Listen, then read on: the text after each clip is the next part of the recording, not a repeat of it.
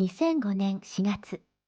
東京国際展示場で開催された東京国際アニメフェア2005。日本一と同時に行われた東京アニメアワード。アニメーション・オブ・ザ・イヤーに輝いたのは、スタジオジブリが制作したハウルの動く城。やはりもう、群を抜いて全体のレベルが高い。子供から本当に大人まで、おじいちゃんおばあちゃんまでみんなが見れる作品、こういうストーリーテリングをですね、アニメーションという技法で表現できる素晴らしい作品だと思います。作品全体としての完成度が評価されたハウルの動く城。興行成績も驚異的な数字を記録。その人気のほどが伺えます。僕らはね、面白いものを作ろうと思って作るんだけど、最終的にそれ判断するのはお客さんだから、お客さんが本当にそう思ってもらえるかどうか、だから今回多くの人が見てくれたのはね、その結果かなと思って、いやほっとしてるっていうのが正直な気持ちですね。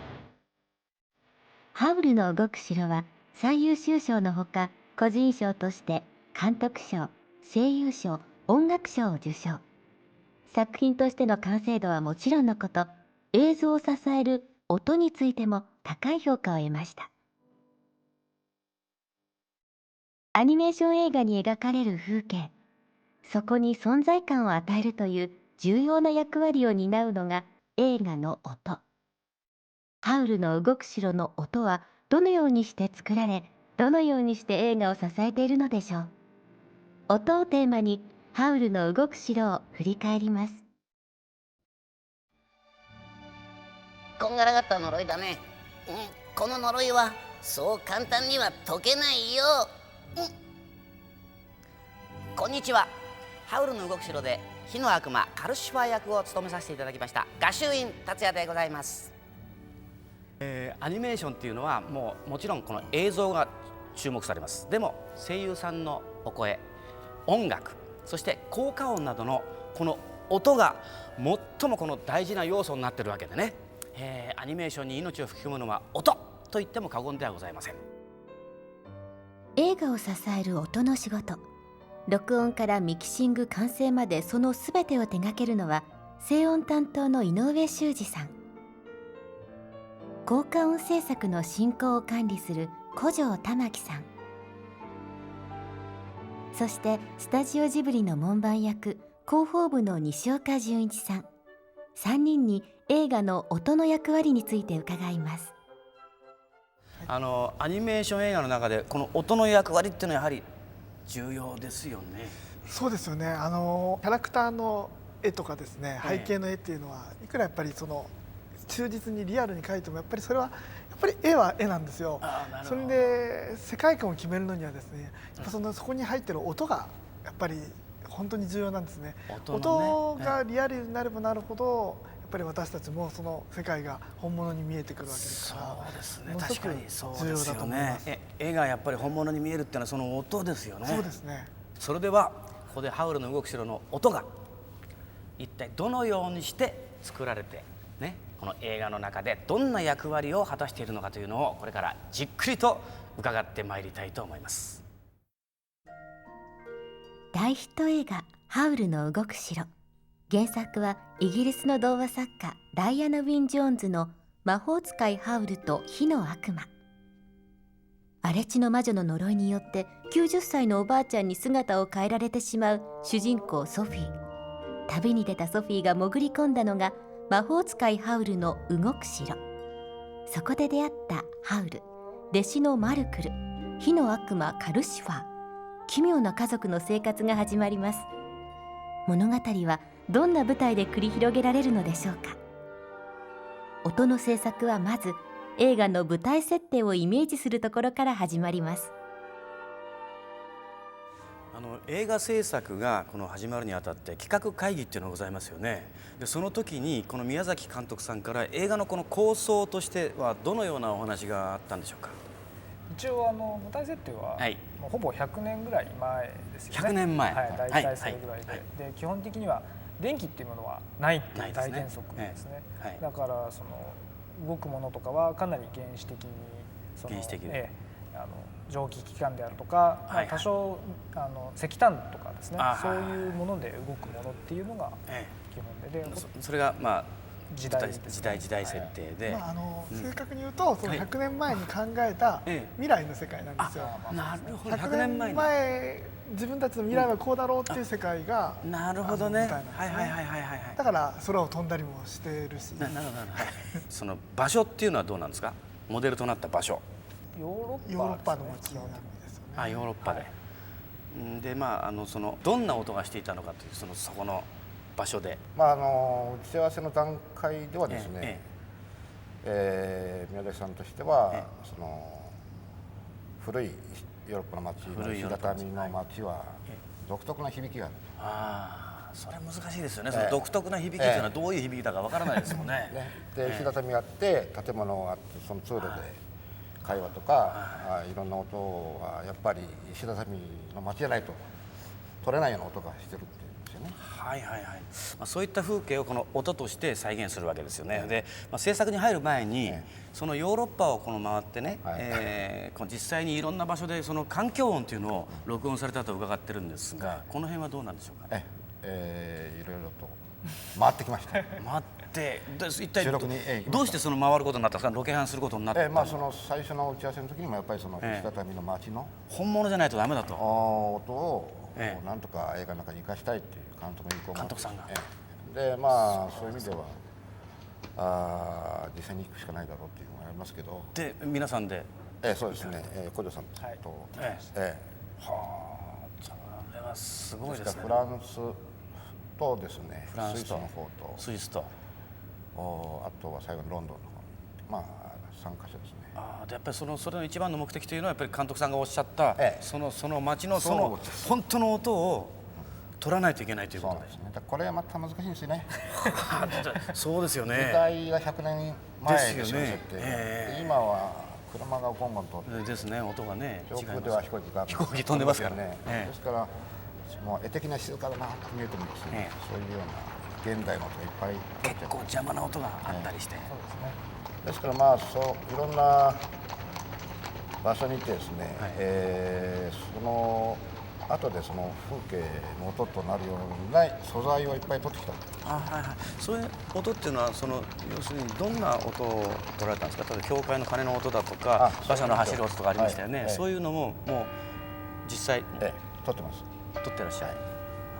教会の鐘とある意味で言うと街の中の音っていうのは馬車とね。あと遠くで聞こえる一声とか、街の中で静かにさえずる小鳥とか、まあ要はそういう部分ですよね、環境。それが100年前の感じで取れるかどうか。そうです。なるほど。今ねお話伺ったようなその環境音っていうのをベースにして、その人の歩く音だとかね、から絹ずれの音などのその効果音を重ねていくわけですよね。でそれでどんな風にして制作されていくんですか、その後。実際に今主役の例えばまあソフィーとかハウルとかっていう動きがあるとですね、その動きと同じように音を取るんですね。同じような靴を履いて。じゃあもう本当に映画の昔からやってる方法なんですけど。昔からございますね。同じような靴の材料で床面が例えば木であれば木のところを設定して歩かないと。でも本当の音のように感じますもんね、映画で見て。そうですね。だから実際にはその歩きということに関すればその1個の音とかに聞こえてくるんですけど、実際にとってるのは歩いている靴の音とか絹ずれとかのまた別のテイクで撮るわけですよね。重ねるテイク。それでミックスするわけですね。そのワンカットの中で人が動くとそういう音を入れなきゃいけない。ワンカットの中で1日何回もやってですね、足だけとか衣装だけとか。それは大変ですね。じゃあもちろん小城さんもそれはもう大変なご苦労で。カルシファーが卵の殻を食べると。食べました。あれをですね、スーパーで売ってる卵だとあんまりいい音がしないっていうんですよ。でそれ井上さんがあれはあんまりいい音じゃないって言って、もっと殻の厚い卵を探してこいと言って、一玉ですね300円ぐらいの地鶏の卵とかを高級なスーパーへ行って。あれでも卵のそんなやっぱり厚さで全然音が違うわけです。スーパーで売ってるのはよく薄いので、薄いですよね。ペチャですよね。パカーですもんね。ペチャですね。だからまああとで厚みがあってそうすると割った時、しっかり割れる音が、ガシャッ、そうですね。ガシャッと割れて。でまあそういうのを注文してちょっと高めの卵を取らなきゃ高い卵になってしまったんですけどね。やっぱりそうやって予算かけてらっしゃるんですね。蒸気機関車の音なんていうのはどういうふうにして捉えたんですか？蒸気機関車はですね、ちょっと成田の方に、自分たちで蒸気機関車を自作してるっていうグループがいらっしゃいまして、そういうサークルがあるんですか？でそこの人にですねちょっとお願いをして、動かしてもらったんですけども、そうですか。それはまた大変ですね。もう基本的に皆さんサラリーマンで、週末そこに集まって、走らせるんですけど、もう走らせるのにも石炭も手に入らなくなって、なかなかちょっと大変らしいんですけど、結構その面白い蒸気の音がいろいろ出るので、それは劇中いろんなところにはめ込んで使っているっていう感じですね。西岡さん、その効果音っていうのは本当大変ですね。そうですね、ジブリの映画っていうのは、やはりある程度予算をかけて、手間をかけて作りますから、すごく生音っていうのにこだわっていてですね、できるだけ本当の先ほどの卵のお話じゃないんですけど、本当にリアルな音を目指してやるんですね。その分期間もかかるし、この井上さんとか小僧君もすごい苦労はしてると思うんですけども、おかげでああいう映画ができてるんだなと思ってます。なるほどね。やっぱりハウルの動く城のこの音というのは、このリアルさを追求するために予算をかけていらっしゃるということで、普通の卵じゃダメっていうのがありますね。やっぱそれがやっぱりこのアニメーションに空気感、世界観をこうもたらすわけでございますね。映画の中の音の役割って本当に重要なんですね。はい。映画公開前から発表され話題となった動く城。動く城の音はどのようにして生み出されたのでしょう。それでは次に映画の中の中心イメージともなる動く城について伺ってみたいと思います。動く城について監督さんはまず何とおっしゃってましたか？動く城。最初の打ち合わせの時はですね、一応監督は、井上さんもその時いらっしゃったんですけど、このお城はですね、まず鳥の足なんですよ。見た感じでも鳥っぽい足なんですね。似てますよね。で鳥の足なんですか？鳥足だと。であれは基本的に魔法で動いてるんで軽いんだと。鳥の足で魔法が軽いわけですか。なんでその重い音はいらないってこう最初にかなり断言してたんですけど、一応その後中で作業してて絵が上がってくるとですね、こう画面に重みがあるんですよね。その足をつくたびにドンってカメラが揺れる絵だったりするんで、それを今度井上さんの方にビデオを持ってったらですね、重いじゃないかっていう話になって言われても軽い音じゃできないぞっていう話になって、それで一度また監督と話をしていただいたりとかしてるんですけど。そういうことがあったんですか。実際にはですね、またその最初、映像がまだ出来上がる前なんですけど、絵コンテ。その絵コンテというのはその鉛筆で描かれてるやつですか？最初そうです。鉛筆で描いたカット割りしたやつですよね。もうそれがもう映画と同じようにもう割ってあるわけですよね。割ってあります。素晴らしいですね。それ。ですからその横にですね、音声はどういうふうにしたいかっていうのを書いてその注文がね。例えば城なんかでも結構そのどういう音にしたいかっていうのは文字で書いてあるんですよね。最初ね、ガーとかガーとかっていうそういうような音をですね。それはちょっと大変ですよね。それをどのようなプシューなのかということですね。実際にはその城の岸本ありましたね。必要だということで大工さんにお願いしてですね、大きな建物みたいなのを作ってですね、それをきしませて城の動く音の素材にしてるとかですね。で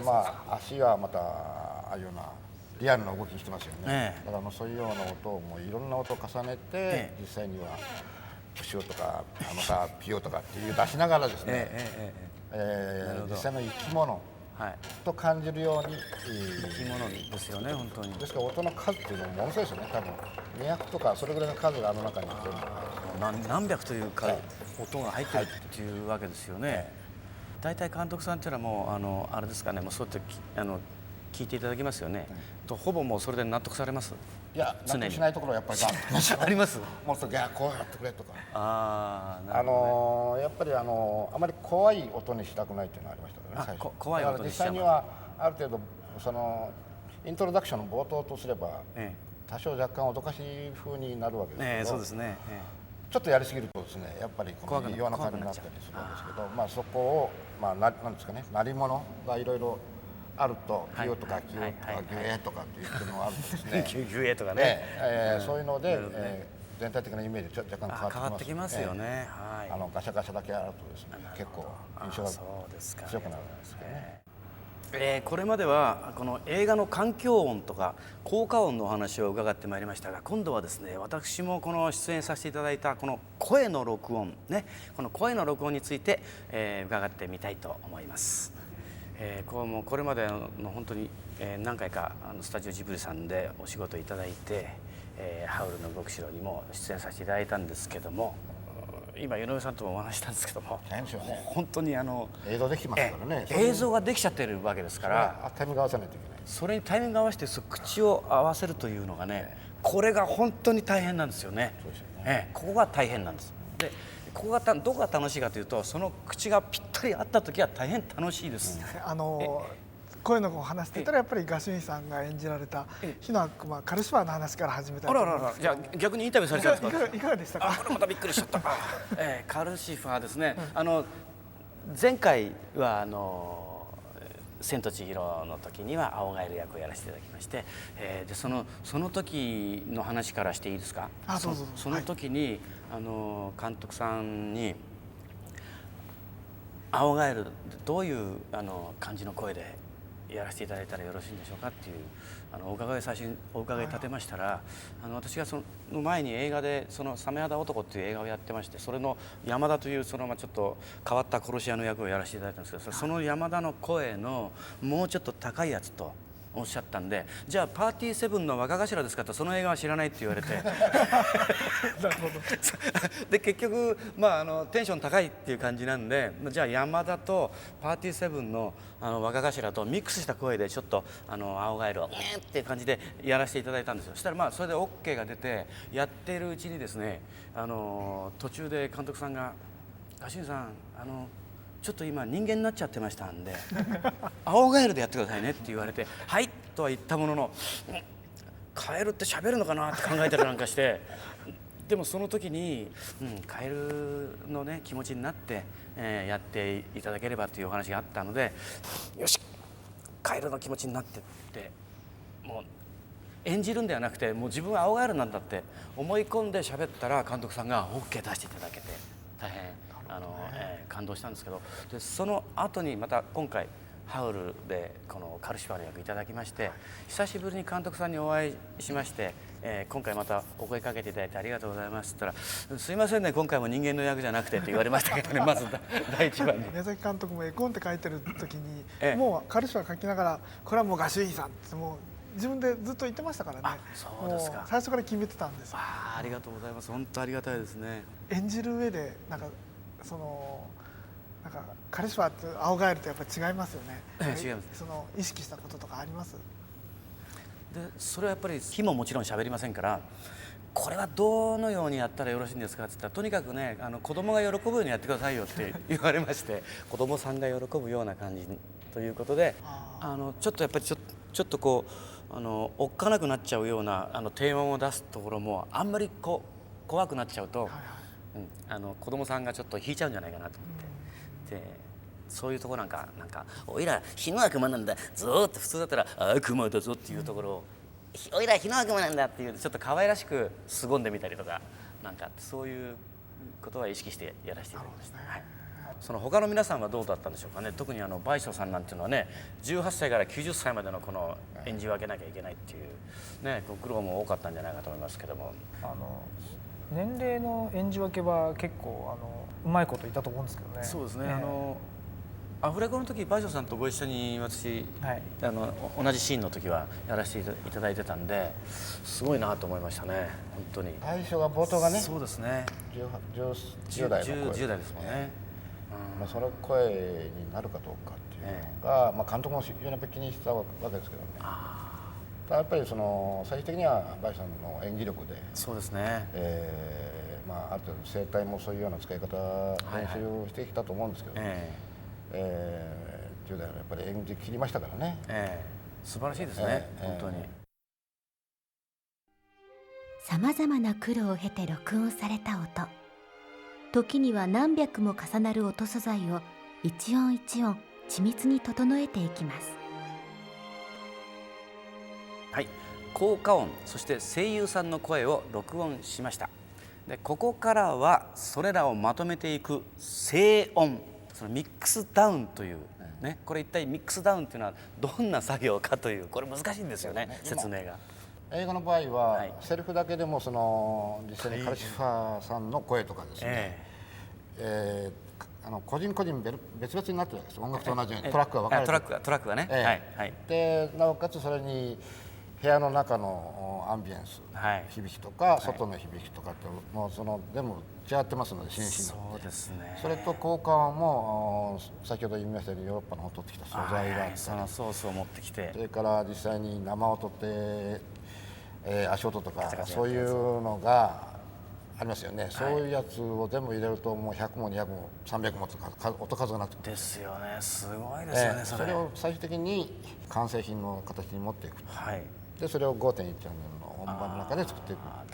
でこれが音の作り込みという部分では1月ぐらいスタジオに寝泊まりはしないんですが、土曜もなし日曜もなしの中でずっともう作業があって、真っ暗な部屋の中ですね、ずっと読みながらやってると、もう大変な作業なんですよ。本当に大変な作業ですね。小城さんいかがですか。私はその時は大体制作的な立場でですね、いるので、井上さんがこう悩み始めてですねこう今日でこれぐらい進んでほしいのになっていうのをですね、こうその映画のかなり冒頭のところで悩み始めてですね、そこで止まっちゃうわけですか。もうさっきから同じ声何百回聞いてるなとかね同じセリフだよなとか、そういうのの中でそれはちょっとやりすぎですよとかそういうなんか役をしているので。なるほどね。でその作業の中で特に意識される点というのはどの辺なんですか。まあ特にその映画2時間の中で、一番やっぱり重要なところは例えば重要なシーンがある程度出てくるわけですけどね、そこをどういうふうに思って、やるかというのがあってですね、例えば城が動いていって、ソフィーが、山の中戻って最初に出会う時のその印象度は結構強烈な印象度があると思うんですが、それをソフィーも感じるという部分もあったり、あと観客に伝えなきゃいけないという部分でかなり音楽的にないといけない、例えばそういうようなシーンがありますね。で実際にはその生の音とか放火の音とかである程度作ったやつがあるんですが、最終的にはなんか足りないという部分があってですね、実際に最後にですね、人の声で「うえ」というのを取ってですね城のところに当ててるんですけど、それを入れることによって、生き物の「うえ」というのがなんとちょっと入ってるんですね。それで城が生きてるという。だから例えばそういうようなところを最後の最後の時にはそういうのが何か足りないっていうところは必ず出てくるんですけど、もうちょっと何かあったらもっと印象度が与えられるという、そういうところは映画の中の流れの中で要所要所必要なところあってですね、カルシャさんのとこもそうですけどね、わーっと城をこうね動くところとか、ああいうところなんかも非常に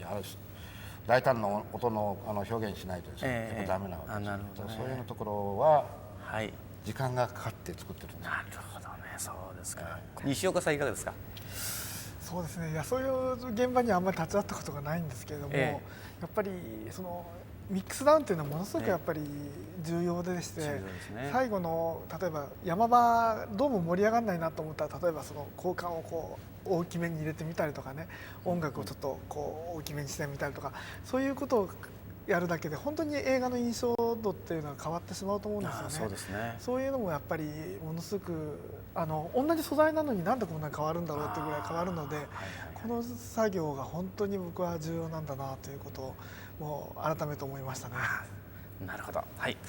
ありがとうございます。大変なこの作業を終えて映画が完成されるわけなんですけど、この完成試写を見た時の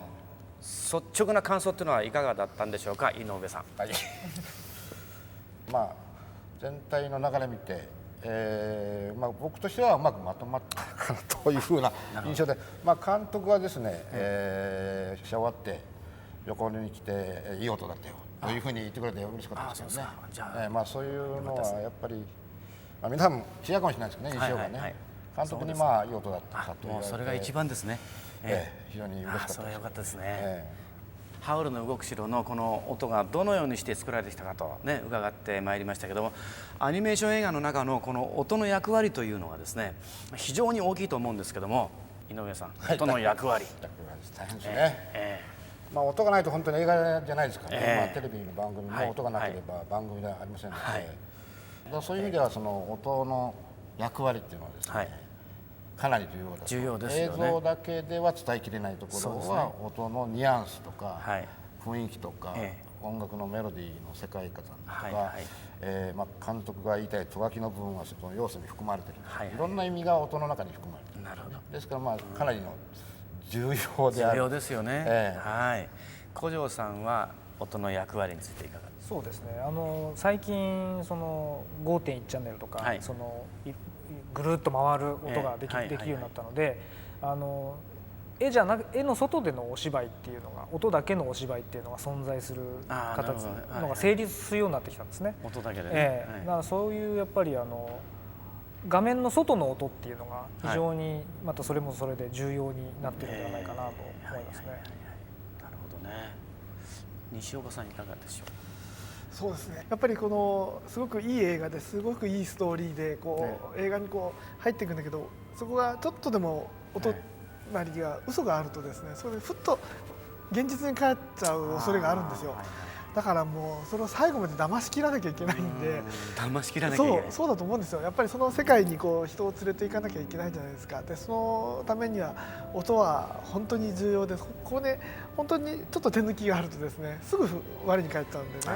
そういうところでもう最後までうまく本当に騙し切ってほしいし、本当に音っていうのはもうおろそかにできないし、